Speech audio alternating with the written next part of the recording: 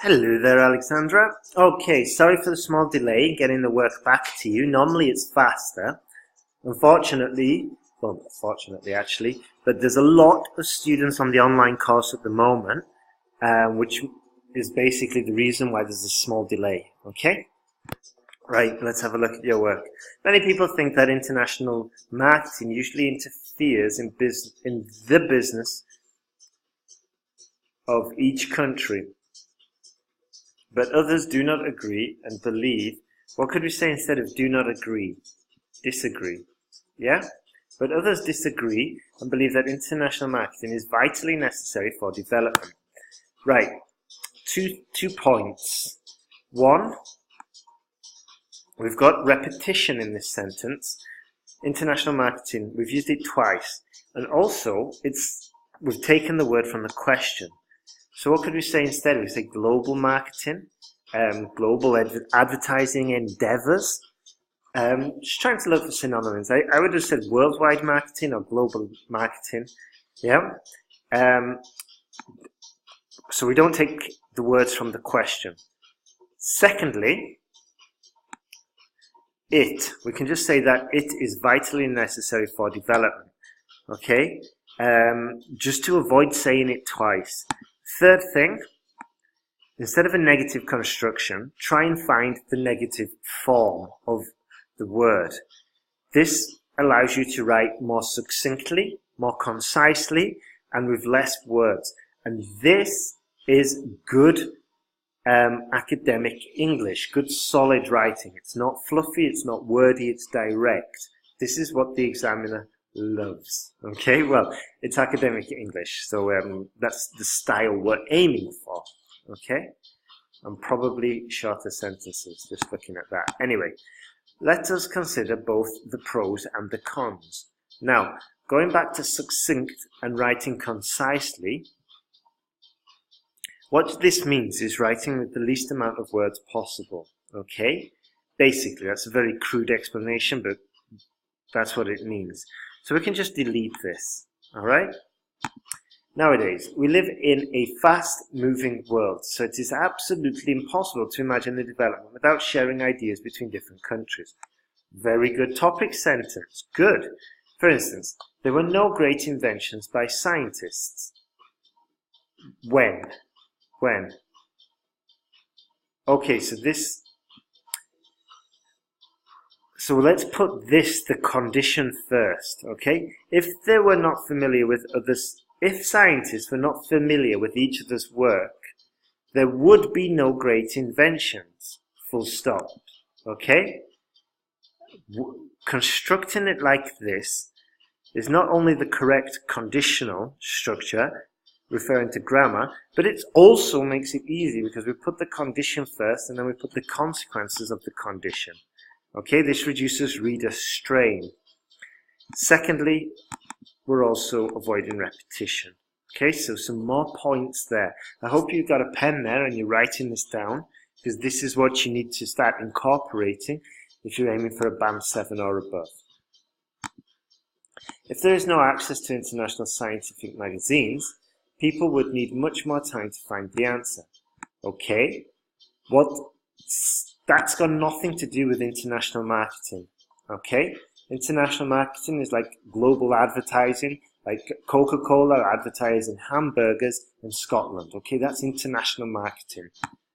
So you need to go onto Wikipedia and just check, and this would affect your task response score, all right?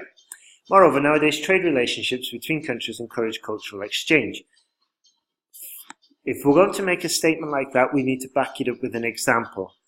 Second, trade relationships, which should be talking about international marketing, not trade. So just 2 points there. Other than that, it's really good. We've used moreover, which is formal, and there's no grammar mistakes there. So we're almost there. We're doing good. Thus, nowadays, Chinese is extremely popular among youth. Don't put sentences like this. This is just like adding a random thought onto the end of your paragraph, okay? Make sure that we close the sentence, the paragraph with something like this.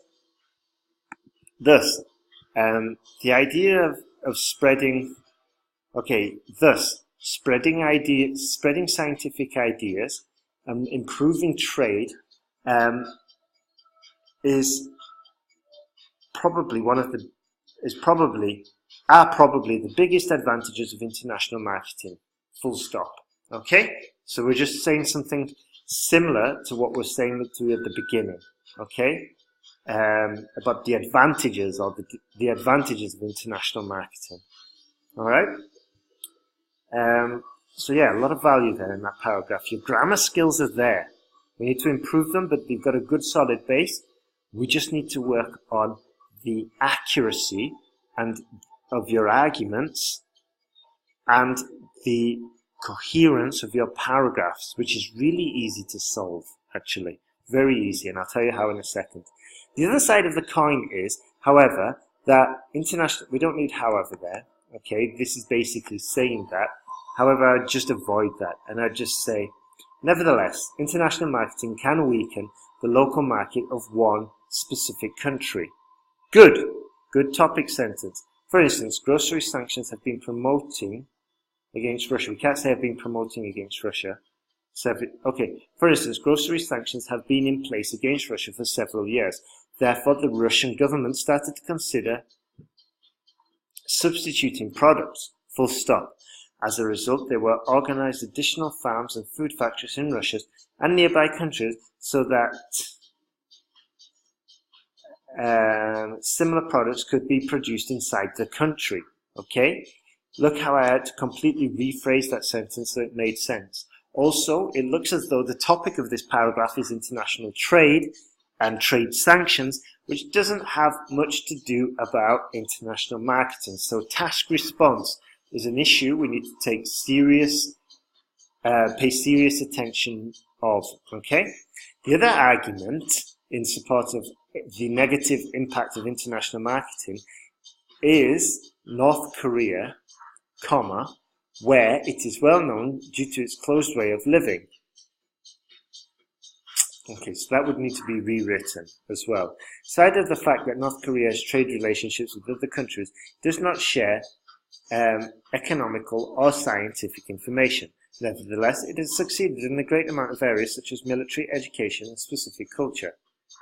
Okay, so I can't really get the gist or the point of that argument. I think largely because I'm looking for answers that are against international marketing and I can't find much there, okay? So I'm just trying to come at this from an examiner's point of view, so just be careful there. To conclude, using less words, using 2 words instead of 4, succinct and concise, what I mentioned at the beginning. To conclude, in spite of the fact that international marketing can weaken local economies, it is also impossible to imagine up-to-date life without mutual sharing of ideas and experience. Good. Now, the words that I skipped, that I did not say, are the ones that are not necessary. Okay? Like this. Blah, blah, blah, blah, blah. It's too long. Okay? Get to the point. We need to be writing more succinctly.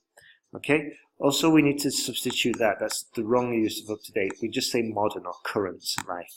Okay? So, great work, Alexandra. You've got very good English skills. But like I said before, we do need to work on your exam skills. Specifically your exam skills and the accuracy of your grammar. Okay?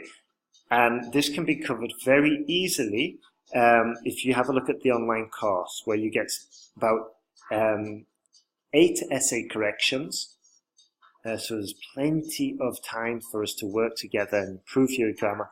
And all the time you're getting those grammar corrections, your essay corrections, you're getting feedback, and you've got the opportunity to watch the valuable videos online as well, which teach you exactly step by step how to write a perfect essay. Okay? Alright, so have a fantastic day. Good luck with your IELTS prep, and hopefully we'll be preparing together soon. Take care, Alexandra.